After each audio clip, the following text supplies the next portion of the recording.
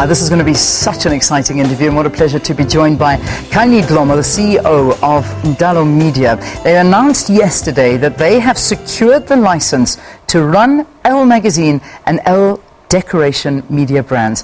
This basically means they hold the rights to cover prints, digital events and other related brand extensions. For the first time in its 21-year history, the 71-year-old Elle Media brand will be published by a 100% black-owned media company. After the exciting announcement this morning, we are joined by the CEO of Ndalo Media, as I say, Ndalo. What a pleasure to have you in studio. Welcome. Leanne, and what a pleasure to see you again. Yeah. What a pleasure to be back here. Well, I was going to say that my too. My career started here. Exactly. And, what was it like entering the building and walking in the news section? Because I'm sure you go to all the other places. Well, I recognized the makeup room immediately. I mean, we spend a lot of our time there getting fixed. Yeah. And the studios look amazing. Obviously very different from my day. But I really, I owe this place a lot for what transpired out thereafter. Exactly. Yes. And I mean, that's something which we'll chat about a bit later, but I first need to congratulate you because this is such a major chapter in history. It really is. Thank you. It really is. And we're so honored and thrilled to be part of it. And I think what's more important for us, though, is that we're not just getting the magazines, as you were saying, and those are still important, although I think print is shifting from being a dominant platform for a brand to being one part of an ecosystem of platforms. But it's these other platforms that we can explore, which are events, which are apps and technology-driven platforms. Vogue magazine, in fact, in the UK has a Vogue College of Fashion, just showing how brands are using the trust and the loyalty and the awareness and the power that they've built over the years to extend into areas that are relevant to what they stand for and extend into areas that are relevant for their consumers. So that's the power for me, and that's what's exciting more than anything. The hint of a fashion school, something like that. I mean, is it something that you could possibly develop? Is it something or the route you would like to go? Education for us is content.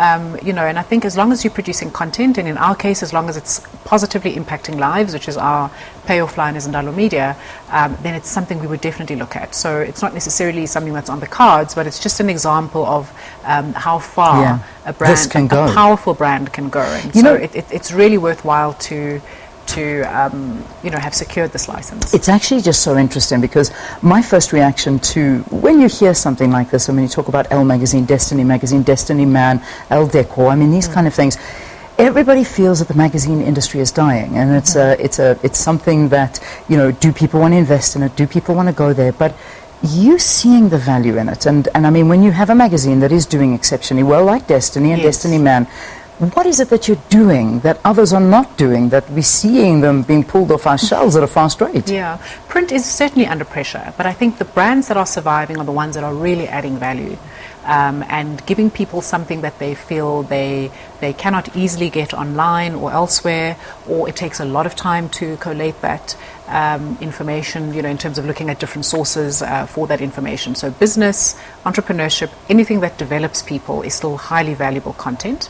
Fashion is still also valuable, but there again, one has to add elements that are very difficult to find elsewhere.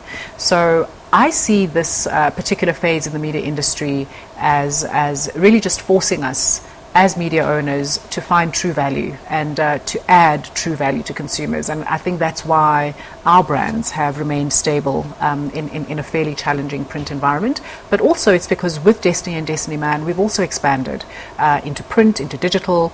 We have a Good Schools report, for example, in Destiny, which we've been running for 7 years in print. We're moving that to be a digital platform where people can search government and private schools, look at extramural activities, look at the facilities that those schools offer, look at awards, look at the strengths of the schools, all digitally.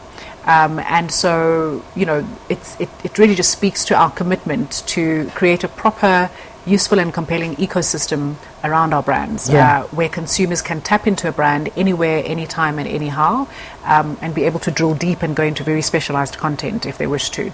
So we've been doing that for about 7 years now, and our digital platforms, destinyman.com and destinyconnect.com, are actually the leaders in their field as well. So, and we obviously have added events to that.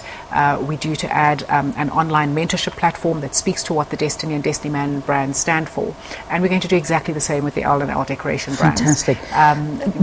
That's a question I want to ask you. I mean, in terms of how it's going to work, this acquisition or this, is it an acquisition? Is it a partnership? Is anything fundamentally going to change with Elle? The staff that work there are going to be integrated into one company, run the same way? I mean, talk to us about this. It's quite a technical thing, I imagine. Yes, it's a complete acquisition of the license. Good. So we own the license now 100%, and we deal directly with the Paris principal LaGuardia Active, who owns the brand, and run it across, I think, more than 50 different countries. We will certainly take some staff on board, but we'll also use our own existing team. Yes. In this environment, one has to be quite lean. We've obviously got exciting things happening as a business, but we're still operating in a tough environment generally, as all businesses are in South Africa. So one does have to operate in a way that's as efficient as possible, but also as fruitful, obviously, as possible for everyone concerned.